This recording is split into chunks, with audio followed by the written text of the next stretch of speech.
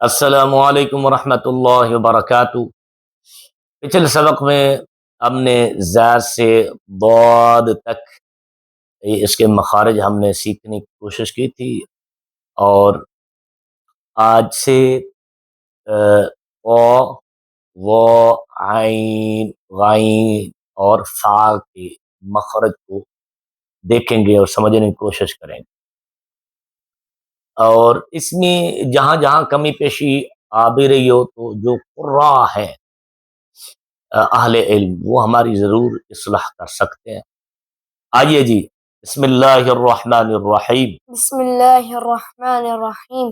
او او اونٹ گول نہیں کرنا، اکثر لوگ اونٹ گول کر جاتے ہیں۔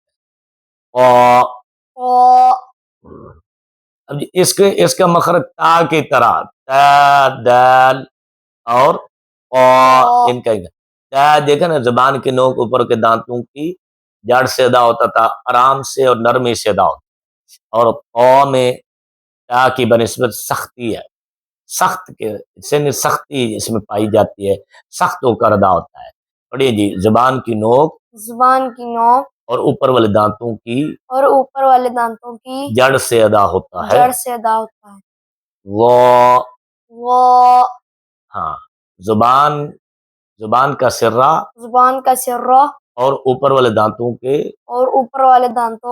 اندرونی کنارہ سے ادا ہوتا ہے۔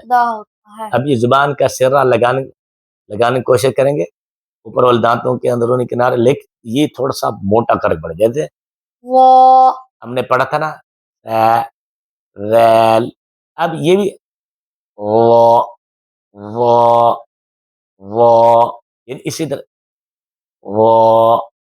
اسی طرح کوشش کریں گے، تھوڑے آواز جیسے ہم نے عود کے لیے آواز کو بھرنے کی کوشش کی تھی، موٹا پڑھنے کی کوشش کی تھی، اسی طرح وہ بھی، یہ بھی پر پڑے جانے والے حروف میں سے ہے۔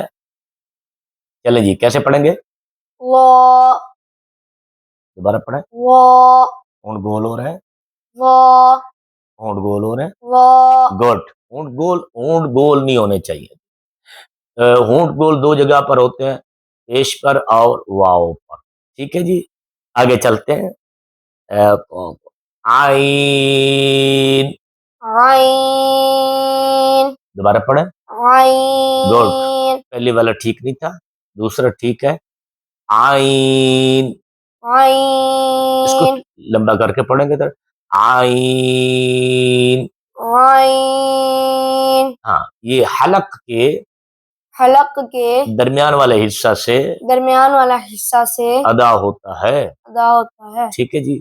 ہمیشہ کوشش کیا کریں عین اور حمزہ کی جب آگے پوزیشن آئیں گی نا، ان کو الگ الگ کر کے ان کی آوازیں بنے گی، ہر حرف کی اپنی آواز۔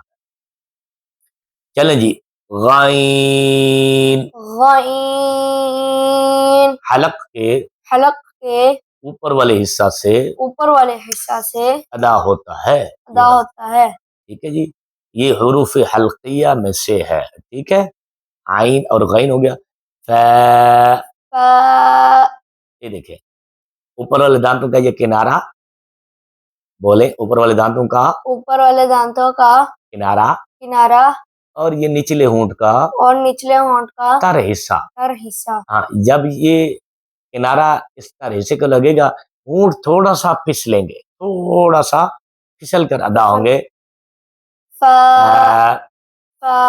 لیکن آواز جب ہوا نکل رہی ہے تھوڑا سا ہونٹ پھسل رہے ہیں، دوبارہ ادا کریں، ہونٹ فولڈ ہو رہے ہیں، فولڈ نہیں ہونا چاہیے، گڈ۔